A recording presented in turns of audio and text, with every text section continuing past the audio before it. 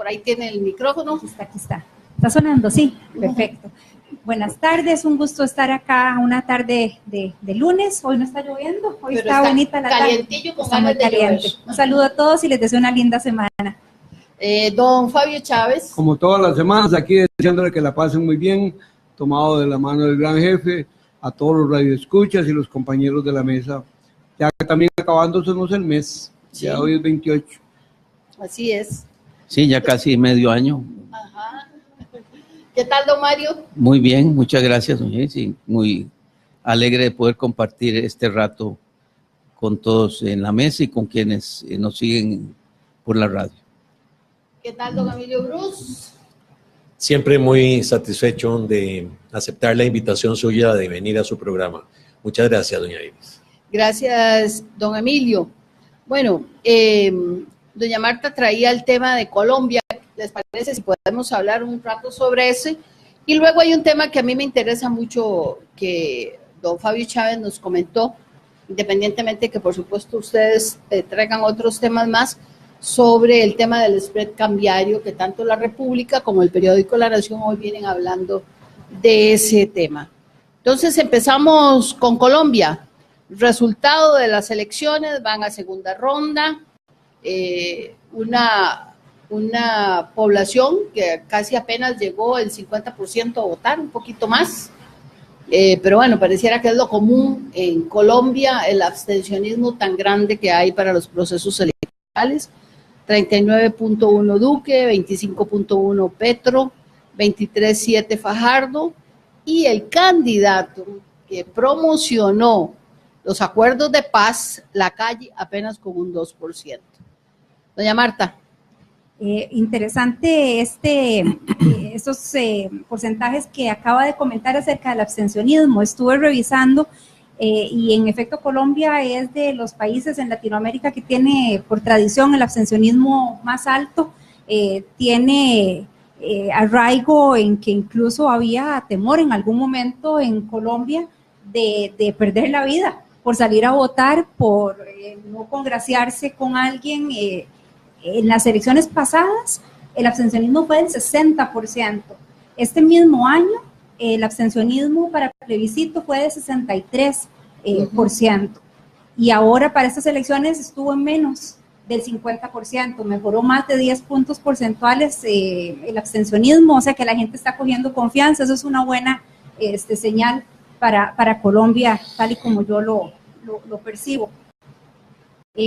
Muy interesante las tendencias en general en Latinoamérica de separarse del bipartidismo tradicional, cómo se están apoyando a los partidos nuevos, a las nuevas propuestas.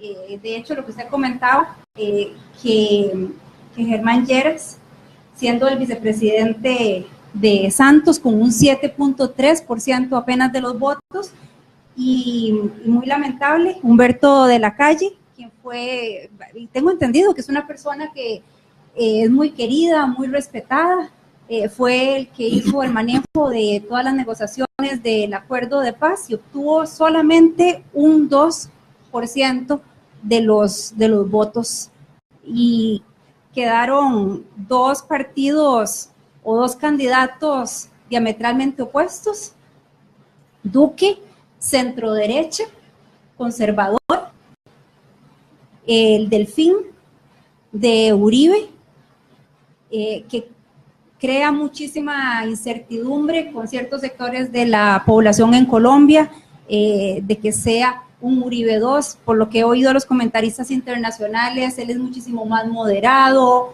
más conciliador, sabe escuchar, pero siempre está ahí detrás la figura fuerte de Uribe. Y por el otro lado, Petro, que es un personaje terriblemente interesante, militó durante 13 años con la M19, es declarado de izquierda. Hay videos viejos que andan dando vueltas en YouTube donde es gran admirador de Chávez, chavista puro. Evidentemente nadie en su sano juicio en estas alturas va a decir que está de acuerdo con ninguna de las cosas que hace Maduro, pero en su momento sí se identificó mucho con Chávez.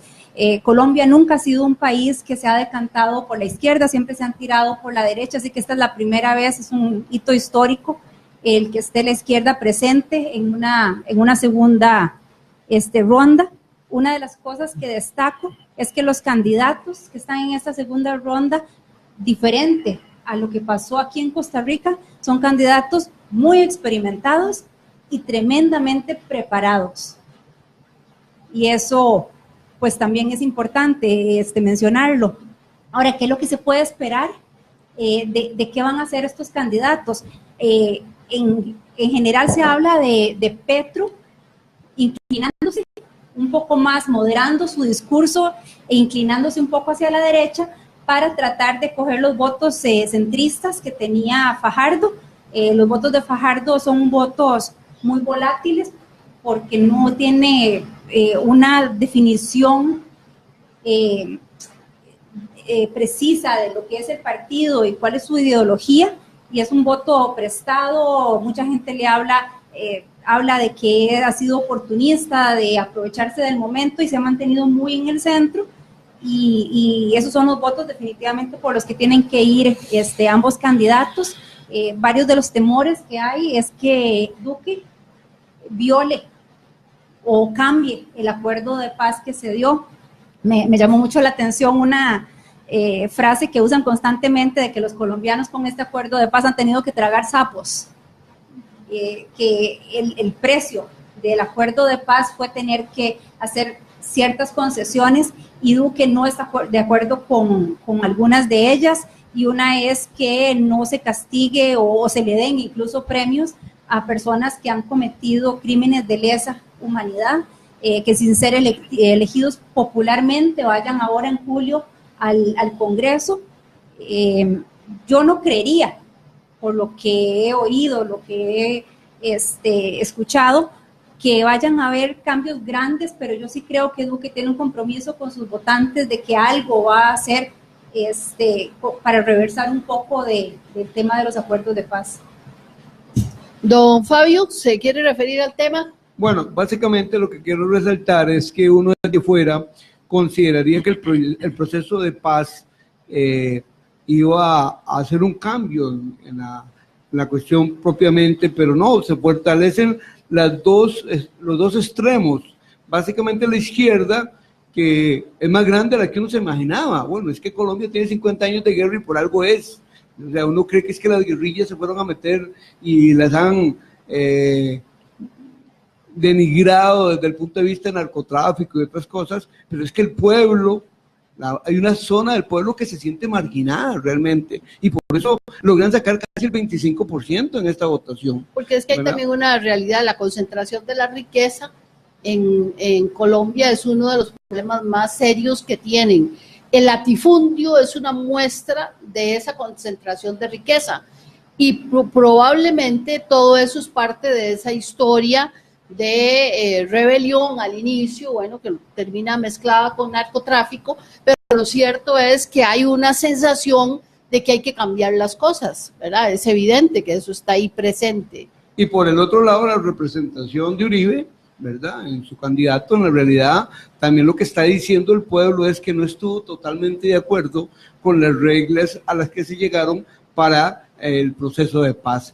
Así es que qué importante. Algunos y además hablan de impunidad, ¿verdad? Y además de eso, que no tenemos toda la información realmente que nos llegue, nos ha llegado, de cómo la sociedad colombiana está realmente pensando en este tipo de cosas, ¿verdad? Y nosotros la vemos desde nuestra perspectiva, o por lo menos yo lo veo desde nuestra perspectiva, que siempre es un país por excelencia de paz, por excelencia no quiere la guerra, por excelencia que tenemos que buscar cómo el enfrentamiento se disminuya, y vemos que no es así tampoco. Entonces, muy interesante. Ayer cuando vi el análisis que se hizo, me llamó eso la atención, solo como para complementar el excelente análisis que hizo doña Marta.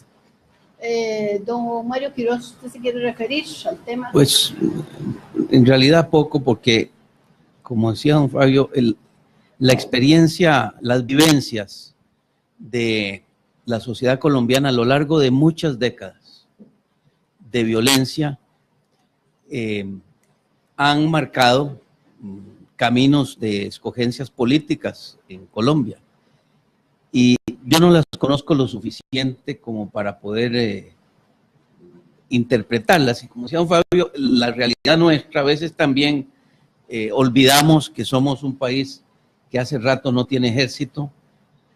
Colombia vivió dividida prácticamente dos países, ¿verdad? Con enormes zonas en que no podía, no había presidente, no había, no entraba ni el ejército, ni el poder judicial, ni nada. Es decir, era un mundo Era de nadie. ¿verdad? No, tenía sus dueños y sus mandamases ahí, pero cosas con las que nosotros no tenemos en realidad experiencia y vivencias como las que ha tenido el pueblo colombiano con los secuestros, con el narcotráfico violentísimo que han vivido, con la alianza del narcotráfico con movimientos políticos de todo orden. Así que la realidad de Colombia es muy compleja. Yo recuerdo que con estos acuerdos de paz hubo mucha población que estaba en contra de ellos, a pesar de que creo que casi todos los colombianos, casi todos, yo creo que algunos no, quieren la paz, ¿verdad? Entonces, pues un acuerdo que se llame un acuerdo de paz siempre sugiere algo atractivo para mucha gente después de tanta violencia. Pero también la violencia a veces le hace la piel dura a algunas gentes y cuesta mucho que le penetre una idea de paz y una idea de... Y el corazón. El corazón, y bueno, y también la impunidad, ¿verdad? Gente que ha sufrido muertes, secuestros en sus familias. Cuesta mucho, a pesar de que hay ejemplos también muy grandes y muy destacados de quienes han cedido en rencores y han perdonado esas acciones que tuvieron que sufrir. Sí, don Emilio, uno podría decir que hay alguna similitud con nuestra segunda ronda. En la primera ronda en Costa Rica no ganó el que iba en primer lugar. Además, también Duque está siendo apoyado por los partidos más conservadores, por los expresidentes más conservadores, excepto por Pastrana en esta ocasión, y además por movimientos de las iglesias. Uno le llama la atención esa manera en cómo se está replicando la participación de iglesias, especialmente protestantes, neopentecostales, en América Latina en las campañas electorales. ¿Usted tiene una opinión sobre estos primeros números y sobre lo que ha ocurrido en Colombia? Querría destacar la inmensa ventaja que significa para un país el tener la legislación preparada para que si no se produce un triunfo en la primera ronda, se pueda concurrir a una segunda ronda para definir las autoridades electas. Me parece que no hay similitudes, doña Iris, con nuestro país. Allá son otras las cosas que se están peleando. Y aunque podemos percibir un grupo conservador de un lado y los remanentes políticos de la guerrilla y de las izquierdas por otro, don Carlos Alvarado no es ni guerrillero, ni es aliado del narcotráfico, ni ha estado en esas... Pero Petro no es aliado del narcotráfico. Hasta ahora nadie lo ha acusado de eso. Está con las fuerzas que estuvieron coaligadas en su momento con la guerrilla que... Con la guerrilla. Él fue integrante del M-19. Y esa guerrilla recibía enormes fondos y están siendo perseguidos inclusive aquí en Costa Rica por investigadores colombianos, porque la guerrilla legitimó capitales, trasladó recursos que vinieron a muchos distintos países. Creo que lo importante es señalar que las viejas estructuras políticas de Colombia no resistieron el cambio del paradigma. Cambiaron ahora de nombre, se reagruparon bajo otras denominaciones y siempre vamos a tener un grupo conservador y un grupo de izquierdas.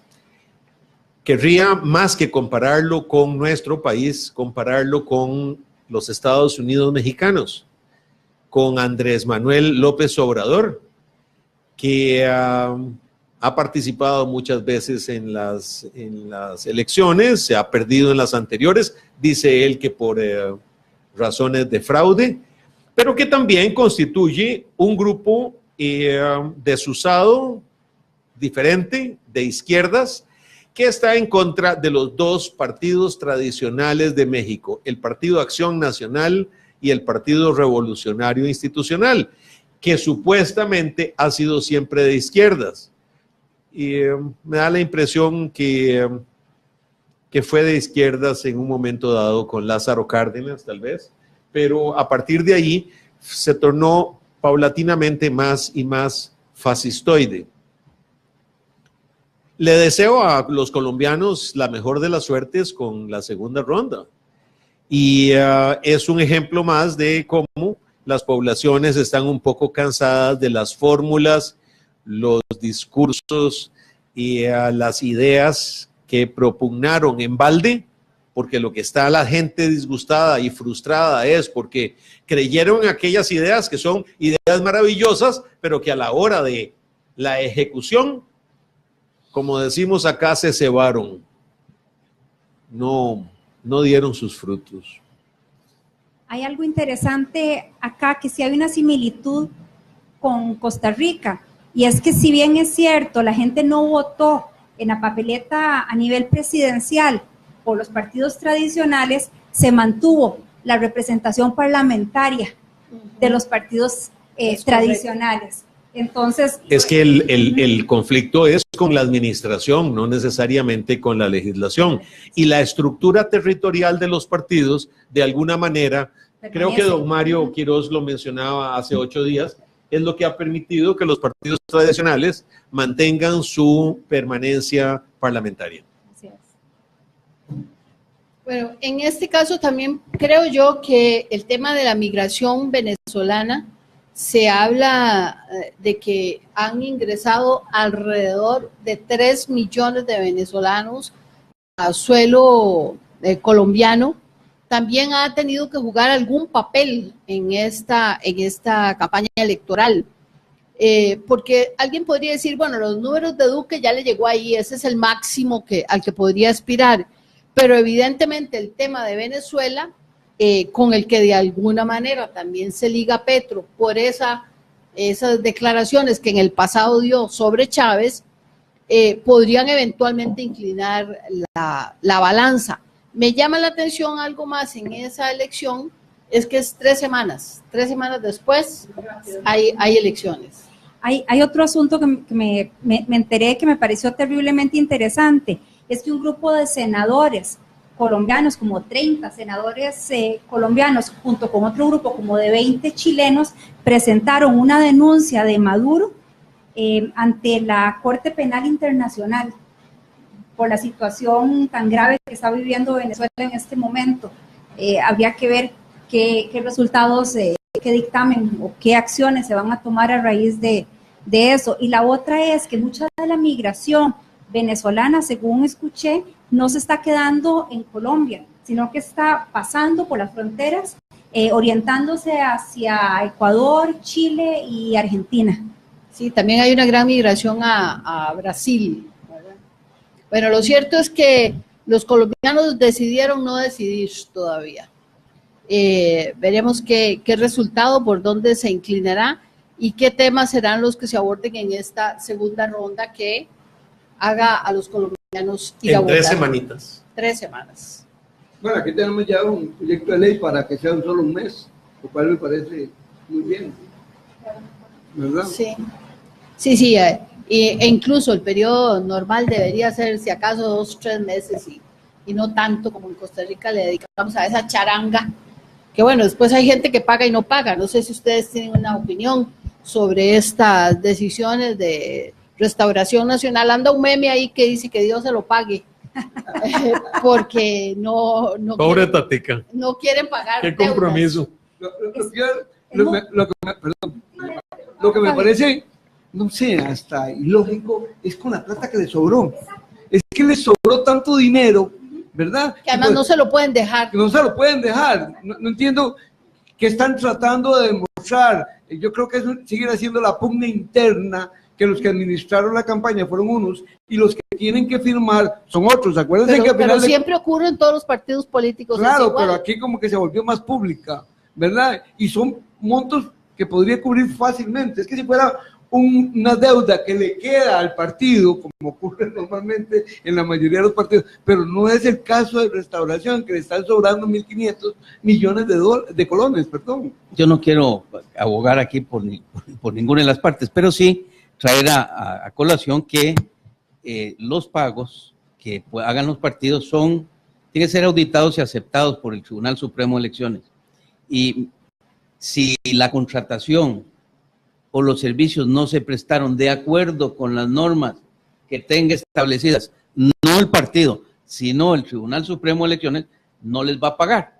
Así y entonces, si tienen sospecha de que el tribunal no les va a reconocer la plata, pues resulta un poco más explicable que no quieran que se quede que no la plata. plata. Que es el caso, ahora, puede ser que no sea el caso, pero solo para... como se está planteando es los que tienen que firmar, que acuérdense que son solo los 3 miembros del comité ejecutivo, los únicos que están autorizados, y 2 de ellos tienen que firmar positivamente. No quieren porque dicen que a ellos no los informaron, que ellos no tenían idea, que ellos no sabían. Entonces me parece que es una pugna interna del candidato y su jefe y su comando de campaña versus el directorio. La estructura. También es un poco curioso, ustedes conocen más de eso que yo, que estén firmando a posteriori el comité ejecutivo, ¿verdad? No el momento que se contrató, sino que ahora quieren o no firmar. Me parece muy raro, ¿verdad? Eso es el momento de las contrataciones. O jugaron de pollito los que contrataron, que le entregaron el contrato, ¿sabes? Y después no lo firman, y por la premura que había que hacer trabajos se los hicieron, pero lo cierto es que tiene razón Fabio, ¿son cuántos? 6.000 millones de colones. Sí, pero le están sobrando como 1.500. Pero parece que el hijo de don Carlos Avendaño. De don Carlos Avendaño sí. A él sí le pagaron sí los le 6, reconocieron, sí, los no, 6. 28. A 28, bueno. Sí, 28 millones. Puede ser que haya una pugna también de división, ¿verdad? Dentro del partido, ¿verdad? No le sobra porque el único partido que tenía un porcentaje altísimo para administración y formación, milagrosamente era ese, porque no fue que lo hicieron porque fueron a la segunda vuelta, no, eso está en los estatutos, y resulta que ellos son los únicos que tienen el 30% de toda la deuda para ese fin, ¿verdad? Bueno, porque tienen claro que tienen que andar, sí, porque seguro el mensaje tiene que ir a llegar a los 3.000 y resto de puntos de venta que tienen en el país. Sí, yo creo que el problema que se presentó aquí es que sencillamente era un partido que no estaba preparado para el éxito que tuvo. No tenían la infraestructura, no tenían un departamento o una organización contable que le pudiera hacer frente a esto, no tenían preparado una campaña tan grande como se les hizo, pero de la noche a la mañana, literalmente. Y ahí yo veo donde se empezaron a dar este montón de problemas, y es como decía don Mario, el Tribunal Supremo de Elecciones es tremendamente rígido en cómo se pueden hacer las cosas para que sean reconocibles por parte de ellos como deuda política. El protocolo es muy claro, si se sigue al pie de la letra no debería haber definitivamente ningún problema, pero para un grupo, una agrupación que no está preparada para el volumen más que para el protocolo, creo que ahí donde empezó el problema. De repente tenían que salir en televisión, tenían que preparar programas, tenían que hacer campañas, visitas, etcétera, y aquí sí yo coincido con lo que decía don Fabio. Entonces se empezaron a tomar decisiones porque tenían que tomarlas, el que estuviera ahí. Fueron a jugar a la primera división con jugadores de segunda división, o de tercera, o de tercera, con canchas abiertas. Eso es, y no estaban preparados para eso, y ahora se están peleando sin ninguna justificación, porque lo que están haciendo es apareciendo en medios, dañando su imagen cuando el dinero está ahí. Y lo más importante, aparte que el dinero, es si se hizo o no se hizo el trabajo. Esa es la otra. Si pueden probarte que se les hicieron tantos documentales, tantos videos, tantas conferencias de prensa, bueno, habrá que, me imagino que eso irá a los tribunales, ¿verdad? Don Emilio. Repetimos el escenario de don Manuel Ardón con el PAC hace 4 años. Correcto. El señor Ardón y su organización produjeron un montón de cosas y al final el PAC simplemente no les pagó y no les ha pagado. Vamos a ver si les termina por pagar. En el caso de restauración, siento yo, como don Fabio, que hay una pugna interna. Don Carlos Avendaño, que es diputado, dice no. No se le paga a Y es Opol. el presidente. No se le paga a la empresa de mercadeo. Y el otro dice, yo hice el trabajo, aquí está. Aquí está la comprobación de que los trabajos se hicieron. ¿Cómo que no me van a pagar? Si ustedes no me pagan, yo quiebro porque tengo las obligaciones de cubrir y no tengo cómo hacerlo. Y el candidato dice, lo hicieron. Y el jefe de campaña dice, lo hicieron. Y entonces lo que se muestra es que en ese partido el candidato no era el dueño y el dueño no era el candidato y el dueño es el que está tomando las decisiones ahora con un grupo de pastores, me imagino. El doctor Hernández renunció basado exactamente en un principio como ese, y es, ¿cómo es posible que yo no pueda decidir porque los que tienen que firmar son otros?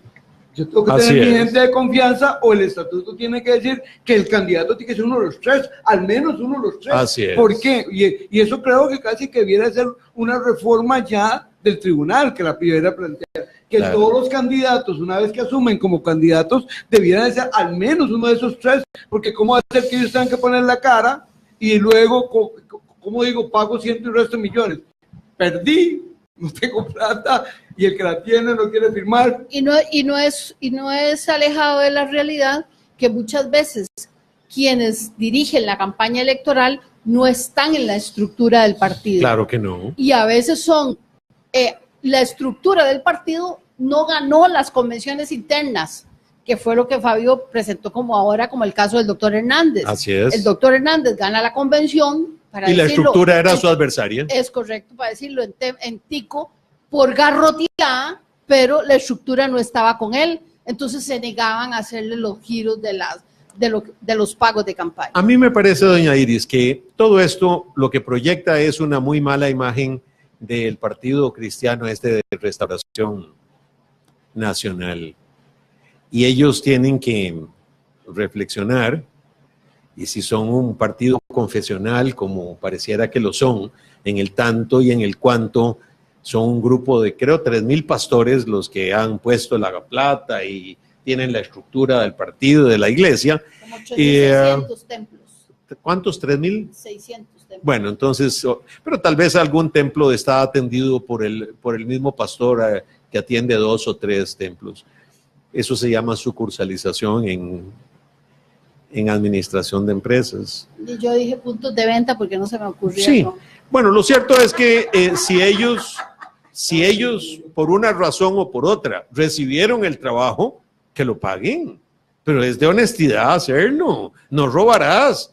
O yo no sé si estas neopentecostales se rigen también por las tablas mosaicas, los 10 mandamientos o los 613 mitzvot o mandamientos de Dios en el Antiguo Testamento, en el Pentateuco. Pero lo cierto es que hay un principio muy válido. Trabajo hecho, plata recibida. No me gustaría ser dueño de ninguna de esas dos empresas.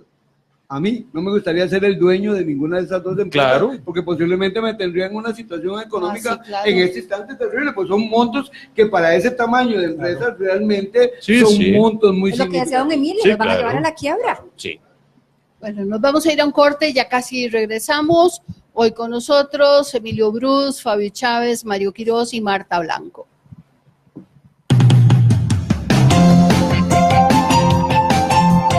Esto es Confrontación Democrática.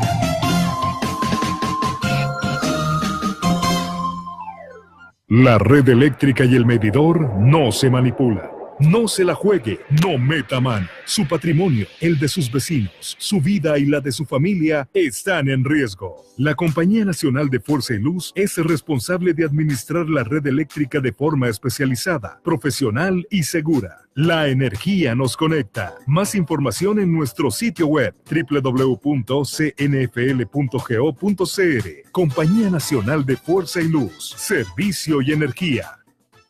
Proteja a sus seres queridos contra el tabaco de tercera mano. Si usted acostumbra a fumar en espacios cerrados, no lo haga, pues con el paso del tiempo, los residuos de nicotina y otras sustancias se quedan en los muebles, las paredes, las alfombras, su cabello, incluso en el interior del carro.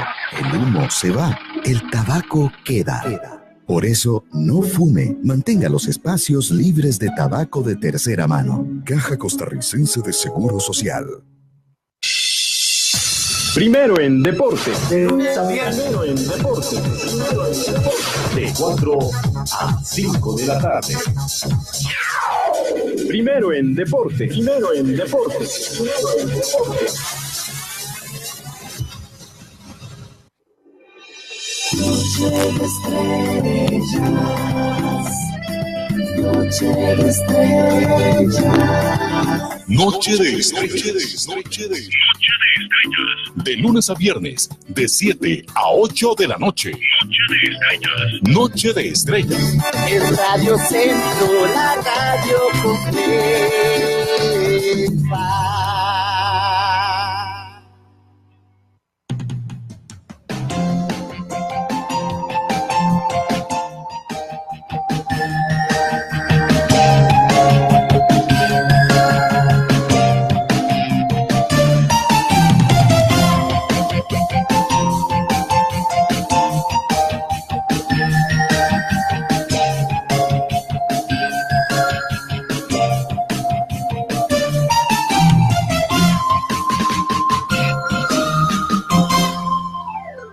Regresamos a Confrontación Democrática, hoy con don Fabio Chávez, don Mario Quirós, don Emilio Brus y doña Marta Blanco. Aquí hay algunas personas que nos están pidiendo que hablemos, que qué piensan ustedes sobre que Renovación haya pagado a Opol encuestas. Y me hacen ahí algunas observaciones de tipo personal, voy a decirlas rápidamente. Me parece perfecto. Todos los partidos políticos hacen encuestas. Y yo me acuerdo, en la campaña del 90, yo acompañé a alguien que fue a pagarle a una casa encuestadora $25,000 por una encuesta que les había hecho el Partido Unidad. Entonces, yo no sé por qué se ha satanizado el tema. Todos los partidos políticos contratan encuestas a las casas encuestadoras que hay en ese momento, porque también la encuesta de los partidos políticos o que contratan los partidos políticos, les permiten organizar la estrategia de la campaña. Para saber dónde están los afiliados de ellos, dónde los quieren, qué temas son los que les interesa. Así que yo realmente... Ahora, doña Iris, ¿el problema será de quién la pagó o cómo se utilizó la información haciendo creer que no era pagada por un partido político? ¿Vendrá de ahí más bien el problema? Sí, bueno, explico. Yo creo que son dos cosas distintas, señora Marta. Una cosa son las encuestas que los partidos pagan para ser usadas por los partidos y otra cosa eran las encuestas que periódicamente esa casa encuestadora iba publicando.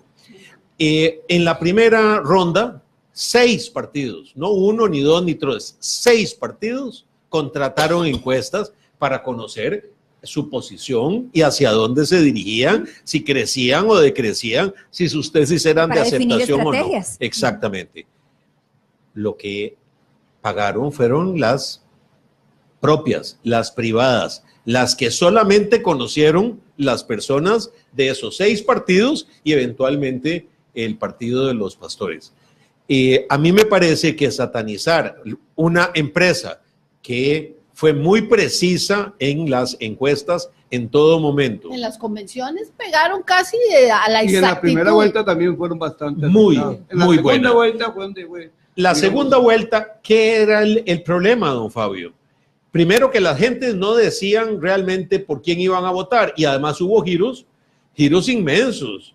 A partir del momento, don Fabio, en que se comenzaron a revelar los discursos y los conceptos de algunas de las personas del círculo de don Fabricio, como el pastor que es su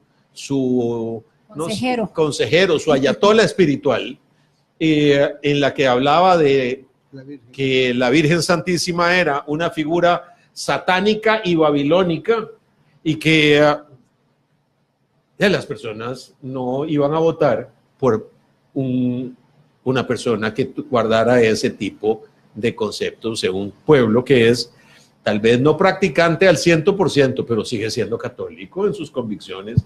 Esa me pareció una torpeza pavorosa del señor Chávez y una torpeza pavorosa del señor Alvarado, don Fabricio, de no haberse distanciado de una manera radical. San se acabó, lo desautorizo, no, usted no opina y yo no opino eso. Nada, pasó un nadadito de perro. Y por supuesto que las personas que creemos en la Santa Virgen María, pues no nos sentíamos muy cómodos de votar por Fabricio. Bueno, vamos a ver, como estratega, yo no puedo operar en ninguna parte del mundo si no tengo como instrumentos las encuestas, los focus group y ahora los datos de Big Data. Si no tengo esos tres elementos donde estoy midiendo el día a día, si la estrategia que yo voy siguiendo a través de los diferentes sistemas, ya sea publicitarios u otros, de redes sociales y demás, yo no voy midiendo si me están dando el efecto o no me están dando el efecto que yo espero y simplemente no puedo seguir. Ese es el esquema. Yo hago la estrategia, mando a través de los medios el mensaje y luego analizo si el mensaje fue captado positivo o negativamente. Y para eso tengo esos instrumentos. Y si no tengo una empresa que me lo haga, pues estoy mal. Entonces, eso yo no lo veo anormal. Ahora, hay empresas que hasta ahora, por muchos años y por muchas campañas, que no son OPOL, dieron una encuesta al público permanentemente, pero era porque lo pagaban los medios. Los medios dejaron de pagarla porque son muy caras y ya no podían pagarlas. O sea, La Nación, que era de las más fuertes, dijo no más, porque no puedo invertir en una campaña $1 millón para que me saquen 6 o 7 encuestas. Y Canal 7 tengo entendido que fue por el resultado de algunas encuestas que tomaron la decisión de no volver a Entonces, publicar. al que los medios no lo pagaran, no implica. OPOL, que es una empresa que empieza nueva, con una metodología diferente, tomó como decisión dar eso al público para darse a conocer.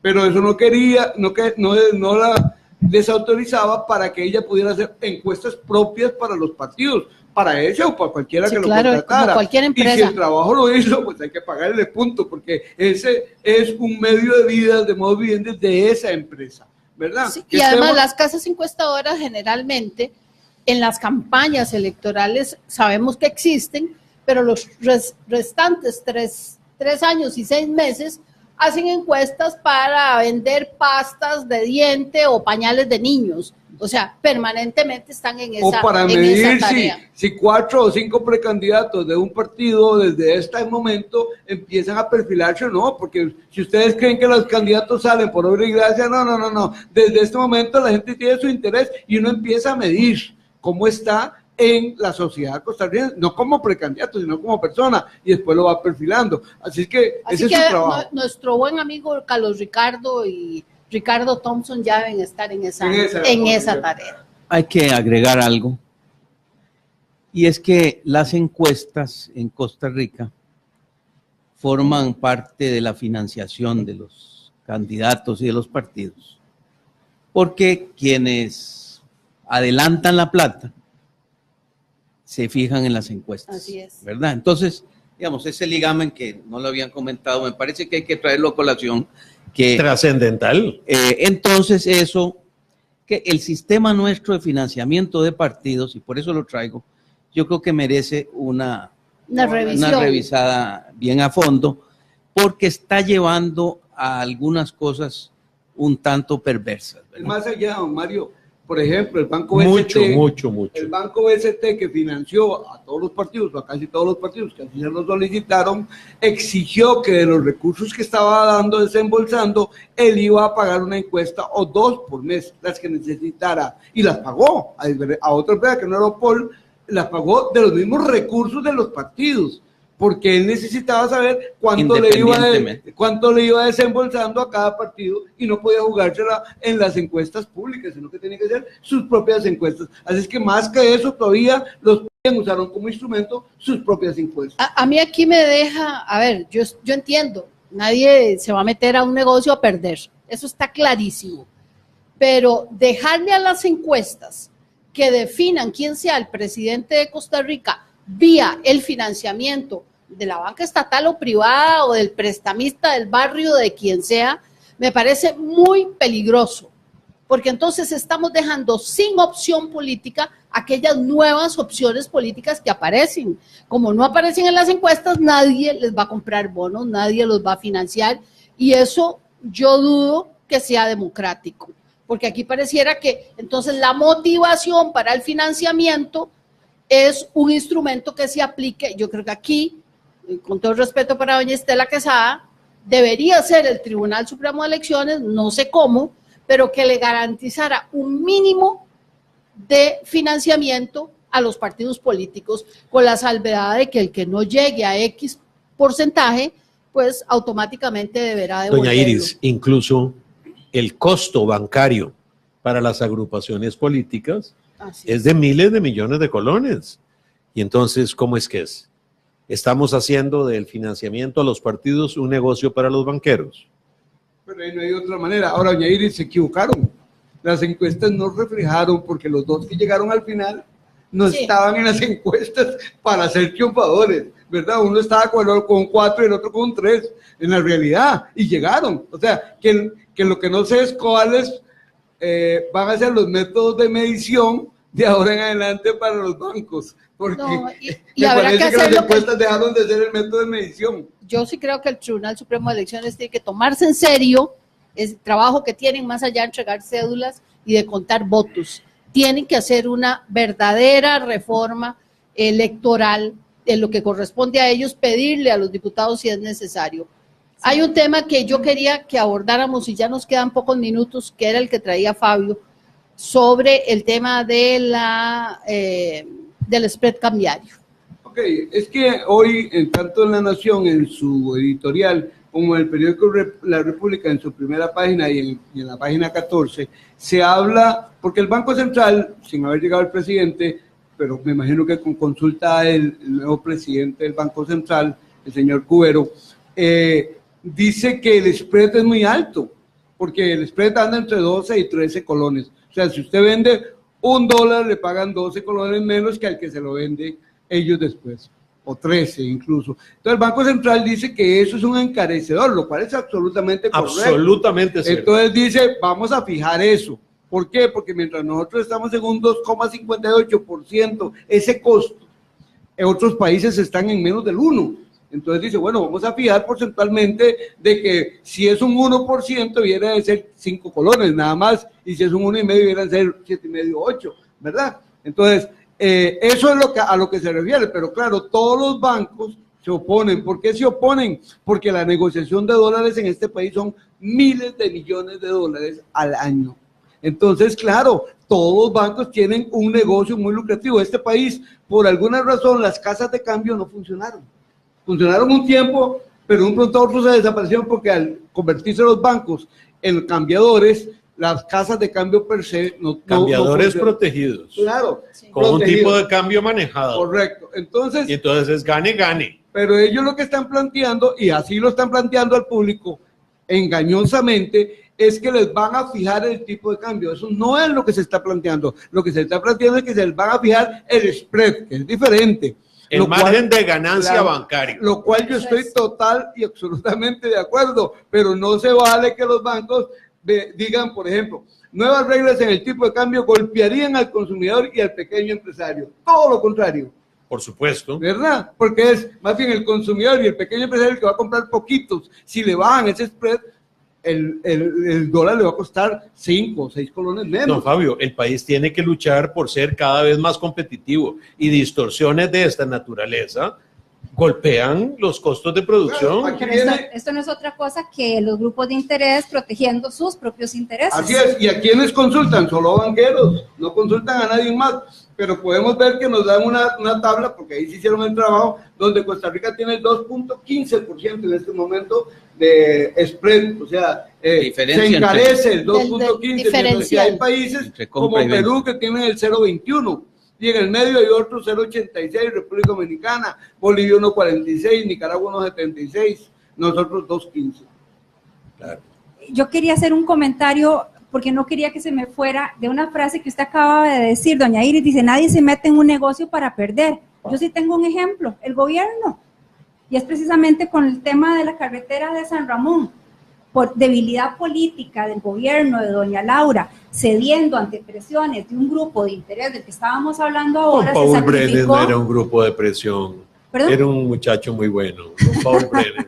35 millones de dólares y 5 años después, todavía están diciéndonos que van a durar 37 meses en hacer el estudio y que va a costar 35 millones de dólares adicionales. Lo peor es que con qué incentivo un gobierno se va a meter sabiendo que no va a poner ni tan siquiera una piedra del proyecto per se, porque están hablando de 37 meses, el estudio, nada más. Don Fabio, el gobierno tiene solución de continuidad. El gobierno de Costa Rica es el gobierno de Costa Rica. Lo que cambian son los titulares del gobierno. Esos son los que no tienen motivación, pero los costarricenses somos los mismos patrones y somos los mismos que pagamos. Bueno, pero si ya el estudio estaba hecho, si ya OAS estaba listo para construir, esos estudios ya estaban hechos. Doña Marta, aquí me voy a dejar, aquí me voy a agarrar con usted, porque soy del grupo que se opuso a ese negocio a OAS. A ver. ¿Y no está triste de no tener su carretera? No, no, para nada, porque... Está contenta de hacer presa todas las tardes. No, le íbamos a hacer carretera solo a los josefinos, porque en ese contrato leonino de OAS, la carretera de Manolos a San Ramón quedaba exactamente igual. Recarpeteada. No había, recarpeteada, no había un carril siquiera más, no había un carril, ni siquiera un carril más en los puentes, entonces no era cierto, pero lo hubieran hecho. En lugar de haberlo parado, no se debió haber negociado. No se haber negociado con una empresa corrupta que tienen en la cárcel a todos los jefes de esa empresa en Brasil. No, creo que... Yo creo que el costo de oportunidad, doña Iris, fue fantásticamente espectacular en contra de Costa Rica y Occidente. Estaría parado hoy esa carretera por igual. Pero bueno, eso será un tema que podemos seguir hablando porque aquí ya María Fernanda nos dio la orden de que hay que concluir. Mario Quiroz, Fabio Chávez, Emilio Bruce, Marta Blanco, hoy en Confrontación Democrática, y agradecemos a la cantidad de personas, disculpen que hoy no pudimos leer todos los nombres que nos han estado acompañando en Facebook Live. Hasta mañana.